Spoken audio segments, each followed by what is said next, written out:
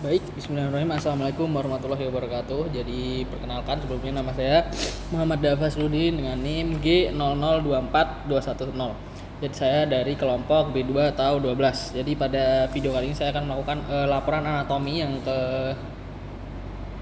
di blok 2.3. Jadi langsung saja di kasusnya. Jadi ada seorang pria berusia 65 tahun, namanya Mr. Tuan A, dibawa ke instalasi gawat darurat oleh keluarganya karena mengalami kelemahan mendadak pada lengan dan tungkai kanan sejak 2 jam yang lalu.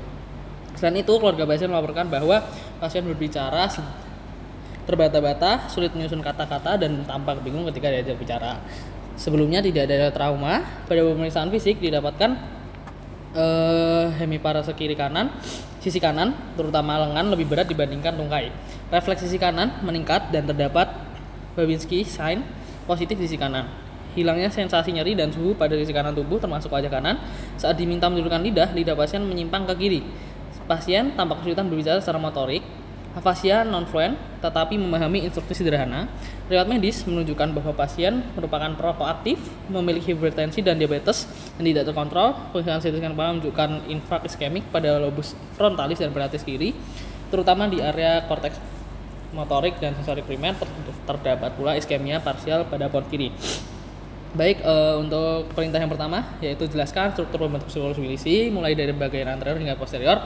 Sebutkan juga fungsinya dalam menjaga perfusi cerebral saat terjadi sumbatan salah satu arteri besar. Baik, ini saya ambil dua gambar. Yang sisi kanan itu mungkin dia gambarnya yang nempel ke otaknya secara langsung seperti itu, yang kiri udah dipisah.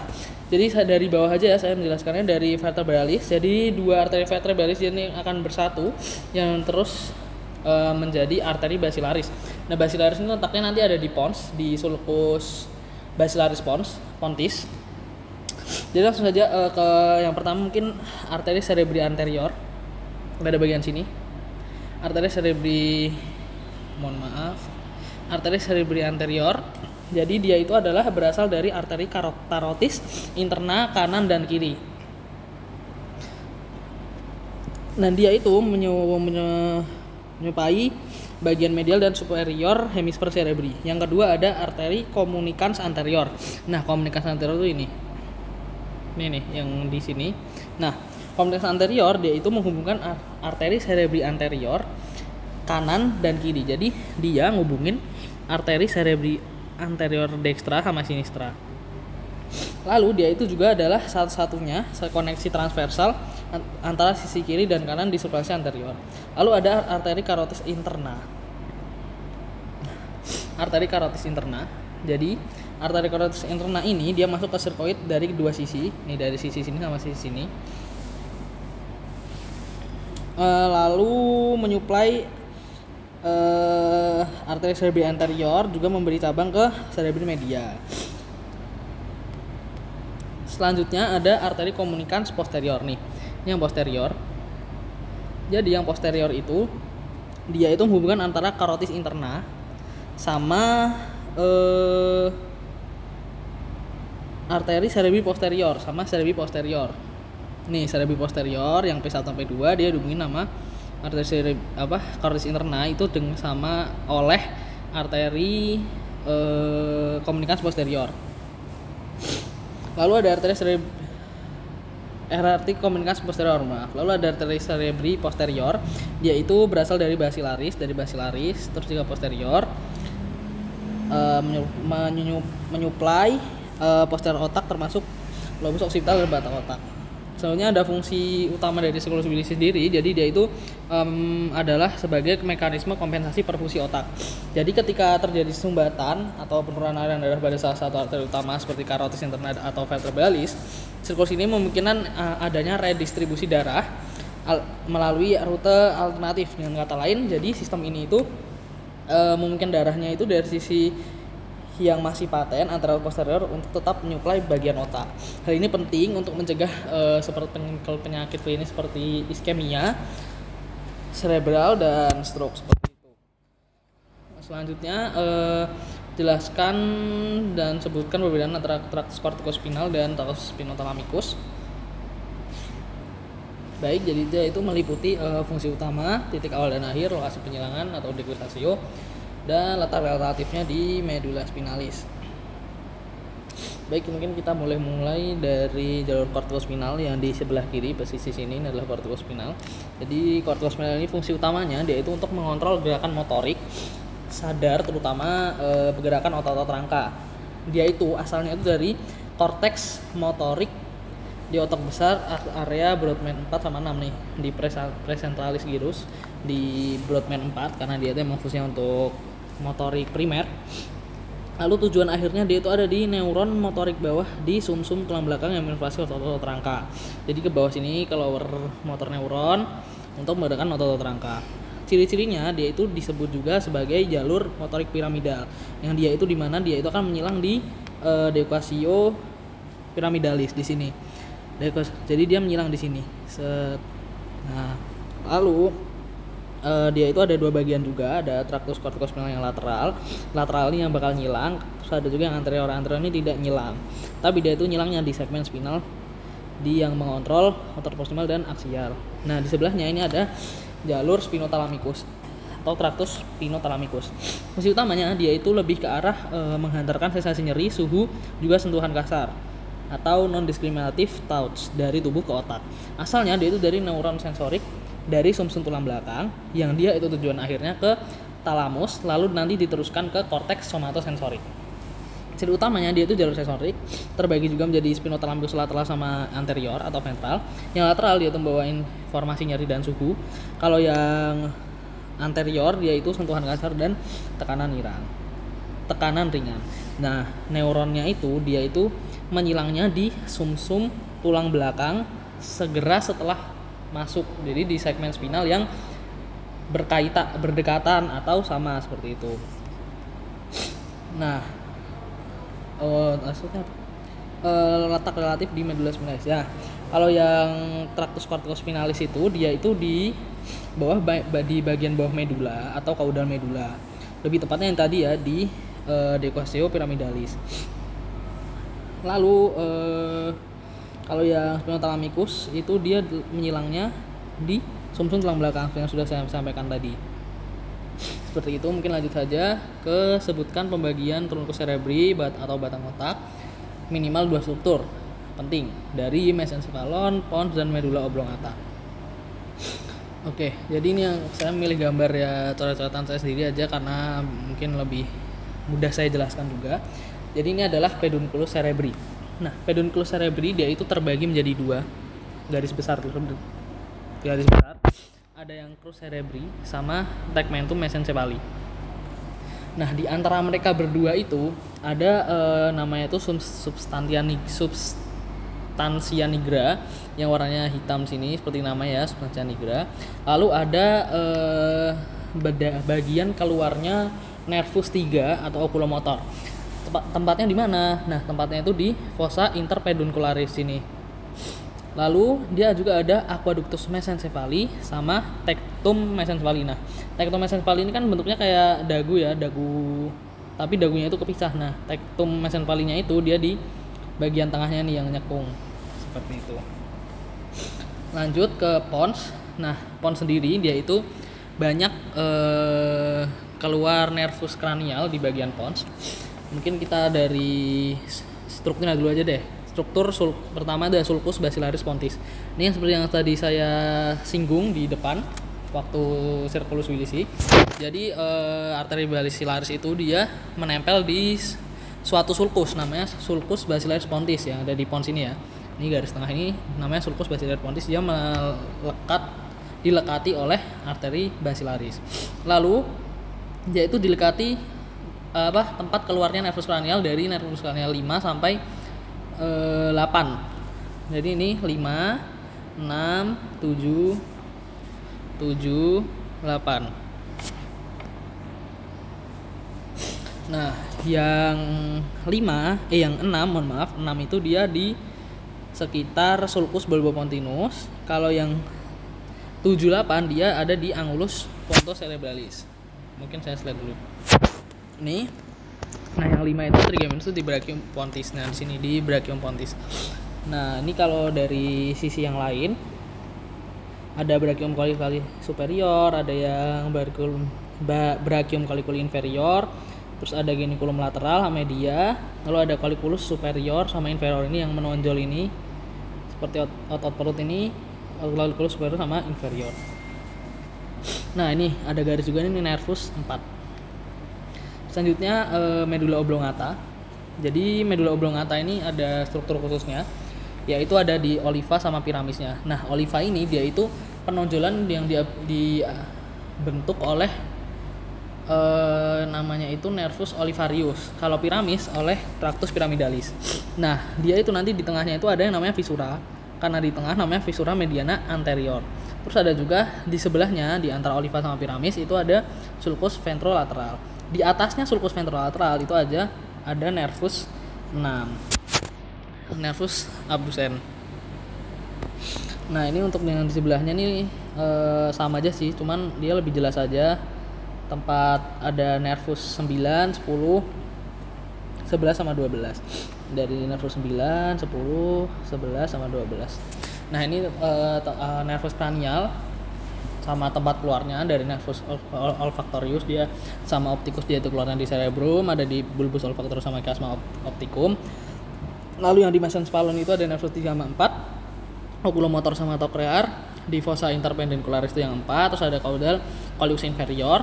Terus kalau di pons dia itu ada 4 nervus yang keluar, ada trigeminus, abducens, facialis, vestibulo-cochlearis. Trigeminus itu di brachium pontis, abducens sulcus bulbopontinis, facialis angulus cerebropontinis, sama juga kayak di vestibulo-cochlearis. Lalu yang di medulla oblongata itu juga keluar 4 juga, dari glossopharyngeus, vagus, accessorius.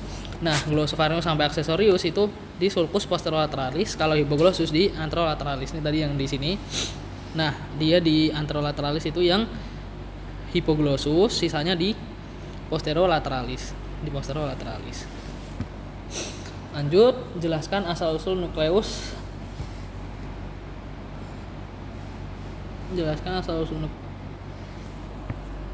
Dan fungsi dari 3 nervus cranialis motorik murni, misal nervus 3, 4, dan 6, serta akibat berelesia upper motor neuron dan lower motor neuronnya. Nah, 3, 4, dan 6. Jadi yang pertama ada nervus 3, oculomotor. Nah, dia itu asal usulnya. Jadi nervus oculomotor ini ada di mesencephalon, seperti yang sudah saya paparkan tadi. Adanya di colliculus superior. Nah, dia itu ada yang namanya nukleus Edinger-Westphal atau komponen parasimpatis tapi bukan motorik murni. Fungsinya itu ada menginervasi 4 dari 6 otot ekstraokular. Jadi dia menginervasi otot-otot pada mata. Ada rectus superior, inferior, medialis, sama obliquus inferior. Dia itu juga menggerakkan levator papilla superior. Jadi yang buat ngangkat kelopak mata gini. Nah, itu levator papilla superior. Dia itu diinervasi oleh nervus oculomotor ini. Nah, kalau misalnya terjadi lesi di upper motor neuron, itu sebenarnya dia itu jarang menyebabkan defisit motorik berat karena inervasi bilateral. Bisa ada sedikit ptosis atau gerakan bola mata tidak halus. Nah, untuk lower motor neuron yang paling khas itu ada ptosis, mata deviasi ke bawah dan keluar, terus ada diplopia. Nah, jika nukleus dari Edinger-Westphal itu kena, pupil melebar dan tidak reaktif lagi. Lalu yang kedua ada nervus 4, trochlearis. Jadi asal usulnya itu ada di mesencephalon juga, adanya di colliculus inferior. Uniknya dia itu serabut menyilang segera setelah keluar dari nukleus, artinya setiap saraf itu menginervasi sisi kontralateral. Fungsinya itu untuk menginervasi musculus obliquus superior, yang dimana dia itu mengarahkan mata ke bawah dan keluar, khususnya saat melihat ke bawah dan ke dalam, misalnya membaca atau mendorong tangga. Untuk upper motornya, kalau terjadi lesi, sebenarnya dia itu sulit dikenali secara klinis karena nukleus trochleas dia itu mengontrol sisi yang berlawanan. Lesinya sehingga jarang. Kalau yang elemen dia ada diplopia vertikal, kompensasi khas ketika kapal dimensi berlawanan dengan lesi, kesulitan melihat ke bawah. Lalu ada yang ketiga ada nervus 6 atau nervus abducens. Ini ya, nervus 6, nervus abducens. Nah, nervus abducens sendiri dia itu terletak di pons di bagian dorsal bawah dekat garis tengahnya. Fungsinya itu untuk menginervasi musculus rectus lateralis yang menggerakkan bola mata ke lateral atau yang namanya itu abduksi. untuk upper motor lesinya dia itu akan jarang menyebabkan kelainan karena kontrol bilateral parsial, bisa terjadi di face halus atau diplopia. Elemennya itu dada. Ya, klinisnya itu biasanya mata tidak dapat bergerak ke lateral pada sisi lesi, tipe play horizontal. Bila mencoba melihat ke samping, mata tetap lurus, si kontraktile bergerak normal. Selanjutnya, jelaskan lokasi dan fungsi dari area Brodmann berikut. Area 4, area 123, area 44, dan area 45. Baik, kita mulai dari area 4 dulu. Nih, area 4 dia adalah gyrus presentralis, berarti di depannya sulcus, di depan sulcus centralis di gyrus presentralis, dia itu berfungsi sebagai motorik primer. Lalu sekundernya itu ada di depannya lagi di area 6. Lalu ada area 123 di belakangnya, berarti post centralis, di belakangnya sulcus centralis. Nah, dia itu berfungsi sebagai somatosensorik associated cortex. Jadi primer, somatosensorik primer. Jadi buat nyeri dan suhu seperti itu. Selanjutnya area 4445. Area 4445 itu ada di daerah sini, di lobus frontalis. Nah, dia itu berfungsi sebagai, dia itu fungsinya apa? Dia itu untuk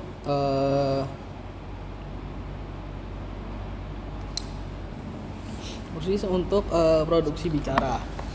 Nah, kalau terjadi kerusakan itu namanya adalah afasia broca. Jadi kalau terjadi kerusakan, dia itu akan kesulitan bicara, tapi dia bisa memahami apa perkataan orang lain. Nah, kalau area Wernicke itu di dua-dua di sini. Nah, kalau yang Wernicke, kalau dia terjadi kerusakan, dia itu bicaranya tuh lancar, tapi ngawur dan tidak paham perkataan orang lain. Jadi Wernicke ini untuk pemahaman bahasa. Kalau yang Broca atau Brodmann itu area Broca itu untuk produksi bicara. Lalu area 22, area 22 tadi Wernicke. Lalu ada oksipital. Nah, oksipital nih belakang ini, area 17, dia itu untuk visual. Jadi visual primer seperti itu. Selanjutnya mengapa oklusi pada arteri cerebri media lebih sering menyebabkan kelumpuhan pada wajah dan lengan dibandingkan tungkai? Sedangkan jelaskan dengan mengaitkan distribusi vaskular dan homunculus motorik. Jadi mungkin saya menjelaskan dulu yang dari homunculus motoriknya. Jadi homunculus motorik itu apa? Jadi dia itu adalah representasi topografik tubuh manusia dari korteks motorik primer atau presentralis di area Brodmann 6 tadi. Nah, daerah korteks yang mengontrol wajah dan lengan itu terletak di daerah lateral hemisfer cerebri. Sedangkan tungkai itu dipresentasikan di bagian medial cortex, lebih dekat ke viscera longitudinalis cerebri. Nah, yang kedua saya mau jelaskan distribusi vaskularnya. Area cerebri media dia itu menyuplai bagian lateral dari hemisfer cerebri, sehingga dia itu adalah area motorik untuk mengatur wajah dan lengan. Kalau yang cerebri anterior, dia itu menyuplai permukaan medial hemisfer cerebri, termasuk area untuk tungkai. Sehingga oklusi pada MCA atau arteri cerebri media, dia itu menyebabkan kerusakan di lateral cortex. Sehingga apa? Sehingga terjadi kelumpuhannya itu dominannya pada wajah dan lengannya dibandingkan tungkainya, seperti itu. Selanjutnya jelaskan mekanisme kompensasi vaskular yang terjadi jika terdapat oklusi pada arteri karotis interna kiri dengan mengaitkan struktur sirkulus visi yang terlibat. Nah, yang terlibat itu sirkulus visi yang berperan dalam kompensasi itu pertama ada arteri komunikan anterior, lalu ada arteri komunikan posterior. Jadi yang posterior itu aliran darah dari sistem vertebralis itu kan habis itu ke basilaris, lalu ke arteri cerebri posterior, lalu ke komunikans posterior, baru ke bagian distal dari arteri cerebri inferior, baru menyuplai arteri cerebri media di bagian dexter. Sehingga jika arteri cerebri inferior itu yang bagian sinister itu tersumbat, suplai darah ke otak kiri itu dapat dipertahankannya itu melalui arteri karotis interna dexter melalui arteri komunikans anterior untuk arteri komunikans anterior kiri dan sebagian arteri cerebri media yang kiri. Lalu ada juga sistem vertebrobasilaris via arteri komunikans posterior untuk bagian otak yang anterior di bagian sinister atau kiri. Namun efektivitas kompensasi ini dia itu bergantung pada potensi dan ukuran pembuluh anatomosis. Jadi per individu itu bisa beda-beda seperti itu. Mungkin cukup sekian laporan anatomi 2.3 saya. Kurang lebih mohon maaf. Terima kasih. Wassalamualaikum warahmatullahi wabarakatuh.